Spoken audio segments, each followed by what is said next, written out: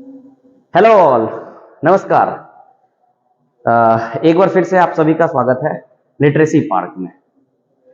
जो कि पता होगा कि आपको ये स्पेशल जो है हम लोग जूनियर चैनल बनाया गया है, जो सिर्फ 9th और 10th के एनसीईआरटी के सारे किताबों को लेकर के, सारे टॉपिक को लेकर के, सारे क्वेश्चन को लेकर के स्पेशली आपके लिए, आपके ध्यान के हिसाब से, आपके ज़रूरत के हिसाब से, आपके बोर्ड के हिसाब से ये बनाया गया है। तो जैसे कि मैंने आपको पिछले क्लास में आपको आपका सिलेबस समझाया था एसएसटी सब्जेक्ट का, आज हम लोग शुरू कर रहे हैं एसएसटी सब्जेक्ट का एक बुक है जिसका नाम है, आपको पता होगा, सिविक्स। और उसी सिविक्स का ये पहला आपका चैप्टर है, उसी सिविक्स का आपका ये पहला चैप्टर है जिसका नाम है, याद रखिएगा, क्या हम लोग पढ़ रहे हैं, सिविक्स हम लोग पढ़ने वाले हैं। सिविक्स का चैप्टर नंबर क्या है आपका, फर्स्ट, जिसका नाम है पावर शेयरिंग। क्या है, पावर शेयरिंग। हमने आपको क्या किया, इसके लिए आपको दो तरीके की बातें डिजाइन की है। पहली बात कि आप एनसीईआरटी में क्या लिखा हुआ है, पहला फॉर्मेट आपको वो पढ़ लेना है।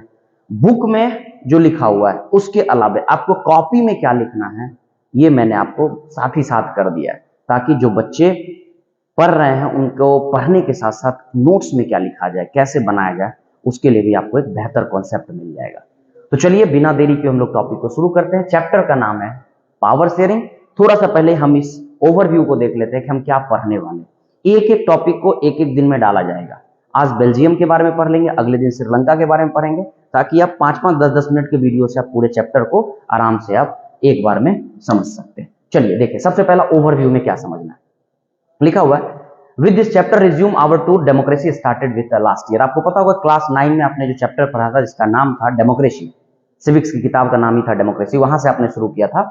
We noted last year that democracy all power does not rest of any organ of the government. आपने पढ़ा होगा कि जो गवर्नमेंट का ऑर्गन होता है, 3 ऑर्गन होते हैं गवर्नमेंट को, लेजिस्लेटिव, एग्जीक्यूटिव और जुडिशियरी। उनमें से किसी के पास जो है ना, वो एक हाथ में पावर रेस्टेड नहीं है।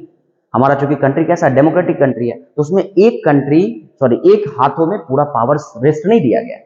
इसी तरीके से आपको दिया गया कि पावर जो है हमारा क्या किया गया, बांटा गया, किसमें, लेजिस्लेटिव, एग्जीक्यूटिव और जुडिशियरी में।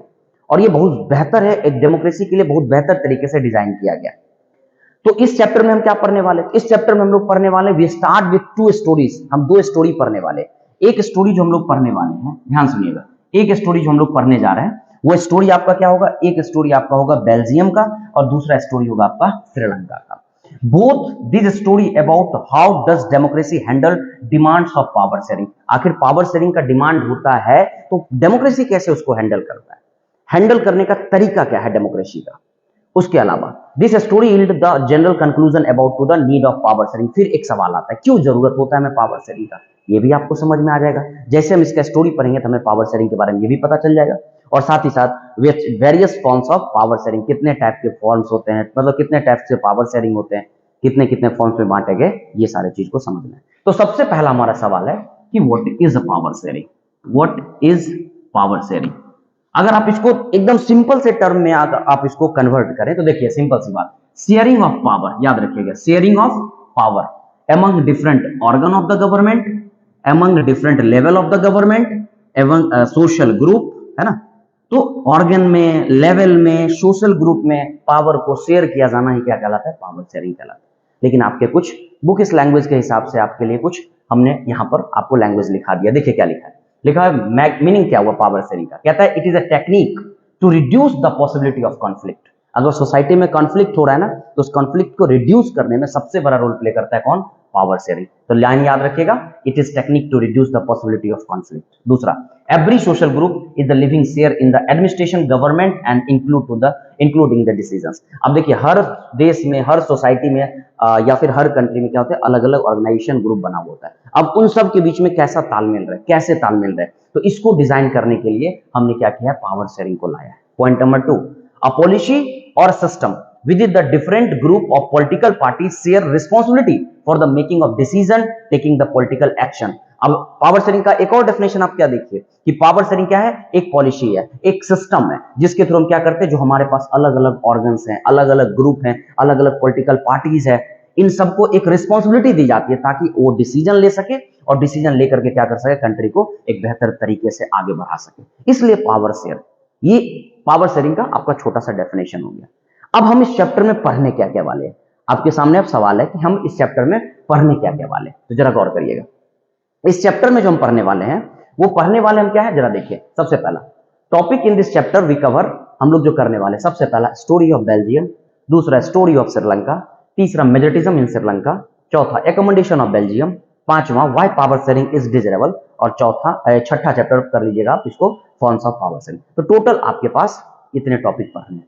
अब यहाँ पर 1 2 3 4 5 6 आपका एनसीईआरटी का पॉइंट्स है, उसको आपको क्लियर करना है। आज जो हम आपका क्लियर करेंगे पॉइंट्स, वो स्टोरी ऑफ बेल्जियम को करेंगे। पहली बात इस बेल्जियम के बारे में, तो थोड़ा सा ये आपको एनसीईआरटी से मैंने हट के थोड़ा सा बेल्जियम के बारे में पहले समझा दिया, ताकि जो बच्चे मान के चले कि जनरल कंपटीशन की तैयारी कर रहे होंगे या कोई एनसीईआरटी किताब पढ़ रहे होंगे, तो उनके लिए भी एक अच्छी चीज क्या हो जाएगी कि वो आराम से इसके माध्यम से अपना एक ब्रॉड नॉलेज गेन कर सकते हैं। जरा देखिए, ये एक बेल्जियम है, दिख रहा होगा। ये यूरोप कॉन्टिनेंट का एक छोटा सा कंट्री है, लेकिन बहुत अच्छा कंट्री है।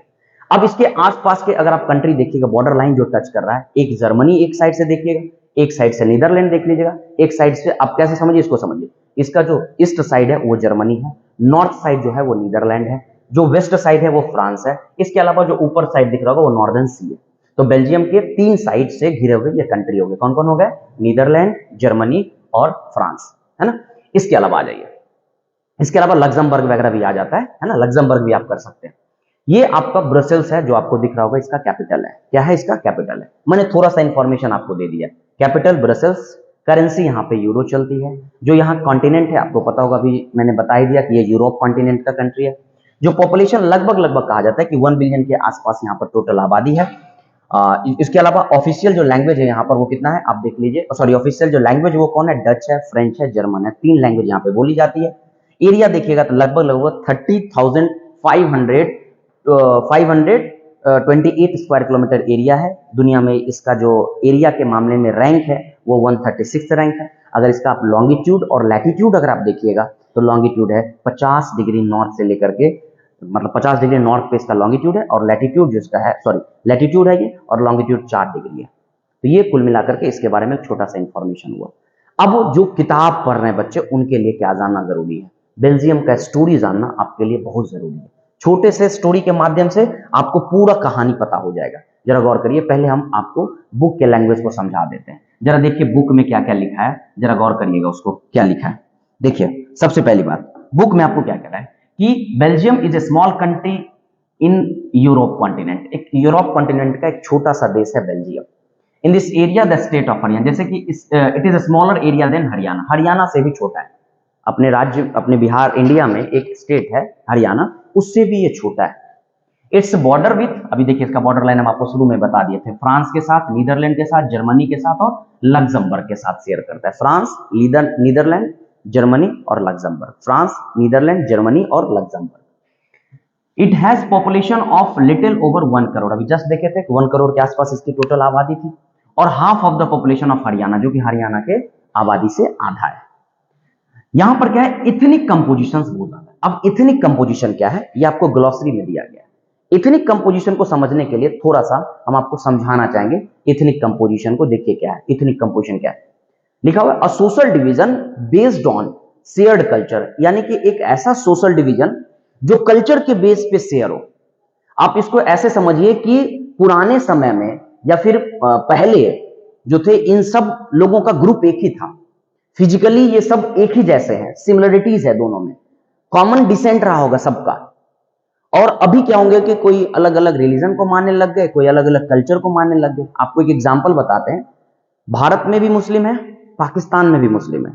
इन दोनों मुस्लिमों के बीच में अगर आप देखिएगा तो कॉमन क्या है कि दोनों एक ही कल्चर के हैं, दोनों एक ही जैसे हैं। लेकिन क्या हुआ कि एक इंडिया की नेशनलिटी को मान लिए और एक पाकिस्तान की नेशनलिटी को मान लिए। तो ऐसे ही ग्रुप को हम लोग क्या नाम देते हैं? इसी को हम लोग इथेनिक बोलते हैं, जिनका डिसेंट कॉमन रहा। मतलब जो पहले कॉमन थे, अब क्या हो गए? या तो कंट्री शेयर अलग कर लिए होंगे, कल्चर शेयर अलग कर लिए होंगे, लेकिन पुराने समय में दोनों एक ही रहे होंगे। वही यहां पर इथनिक कहता है। तो यहां पे भी आपको वही बात बोला कि बेल्जियम में भी इथनिक ऑर्गेनाइजेशन था, इथनिक ग्रुप्स था।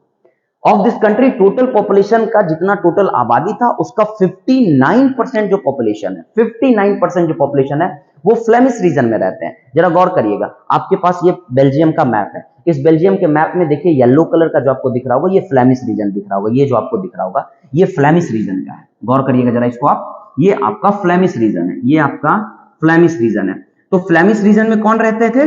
फ्लेमिश रीजन में डच रहता है, फ्लेमिश रीजन में डच रहता है और डच लैंग्वेज है। और ये बोलने वाले जो लोग वहां पर हैं वो हैं 59%, 59%। तो जरा गौर कर लीजिएगा, डच डच 59, रीजन कौन सा हो गया, फ्लेमिश, यानी कि फ्लेमिश रीजन में डच रहते थे और डच का परसेंटेज कितना है, 59.1। पॉइंट नंबर टू देखिए, Dutch language. Another 40% people live in the Wallonia region, अब आ जाइए साउथ।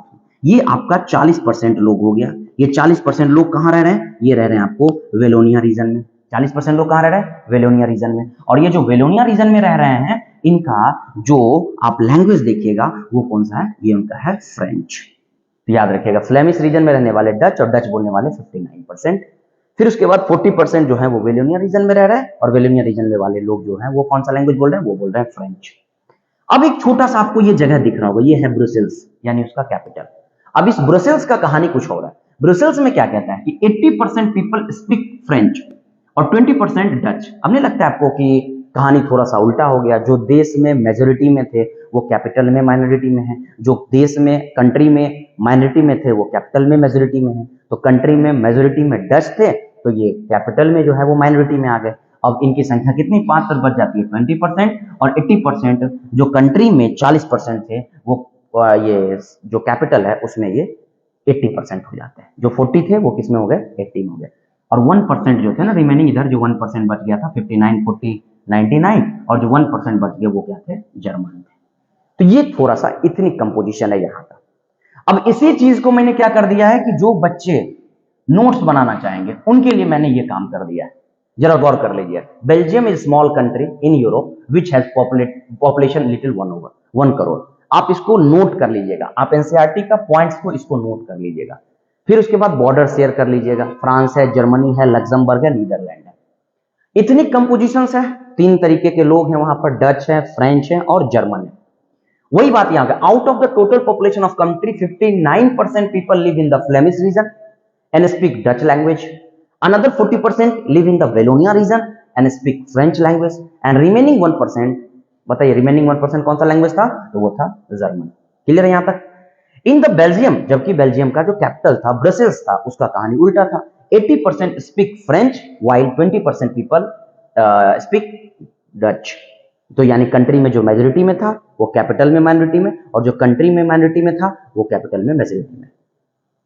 अब जरा गौर करिए, the made of Dutch speaking community angry as they have benefited of economic development and education much later। अब जरा देखिए, जो डच स्पीकिंग कम्युनिटी के लोग हैं ना, डच स्पीकिंग कम्युनिटी के लोग हैं, उनको थोड़ा सा बेनिफिट बाद में मिला। ये इकोनॉमिकली बहुत पुअर है, कहा जाता है ऐसा, और ऐसा माना जाता है कि ये लोग थोड़ा सा इकोनॉमिकली के साथ साथ एजुकेशन में भी बहुत पीछे रह चुके हैं। तो वही लाइन यहाँ पे लिखा होगा, the minority of French speaking community was relatively rich.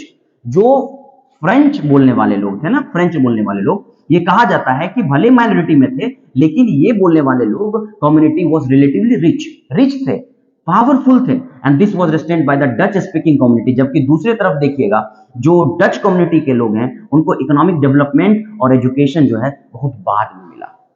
अब यही वजह था कि यहां पर आपको एक बहुत बड़ा टेंशन देखने को मिल जाएगा दोनों ग्रुप में, डच वर्सेस फ्रेंच। और 1950s टू 1960s के बीच में दोनों के बीच में जबरदस्त टेंशन बनी रही, क्योंकि दोनों के पास पावर है ही नहीं।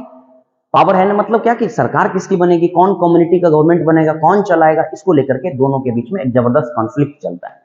And this tension between two community was more acute in Brussels. अब ब्रसेल्स का कहानी कुछ और हो गया था। अब बताइए ब्रसेल्स का कहानी कुछ क्यों हो गया था, क्योंकि वो कंट्री की कहानी से बिल्कुल डिफरेंट था।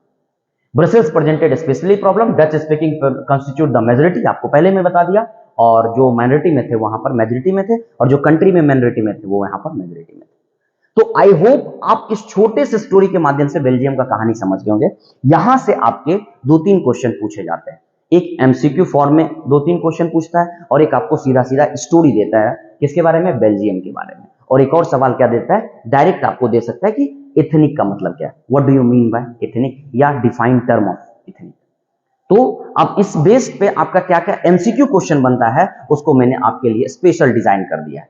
आप कृपया करके जो बच्चे देख रहे होंगे इसका जरूर आंसर हमें कमेंट बॉक्स में डालिएगा। अगर आप कमेंट बॉक्स में नहीं भी डाले तो कम से कम एक बार इसको क्वेश्चन को आप जरूर देख लीजिएगा। सवाल क्या है, which one of the following countries does not share boundary with Belgium. कौन सा ऐसा कंट्री है जो बाउंड्री शेयर नहीं करता है? किसका? बेल्जियम का। मैंने आपको 2-3 बार आपको बताया था पीछे। चलिए question number 2। In Belgium the percentage of French community is, मतलब फ्रेंच कम्युनिटी का कितना परसेंट था, ये आपको बताना है। 2 सवाल। एक और सवाल है, which of the following capital city of Belgium, capital क्या था बेल्जियम का? आपके पास चारों ऑप्शन है, ए बी सी करके कमेंट में आप डालिए, जरूर डालिए।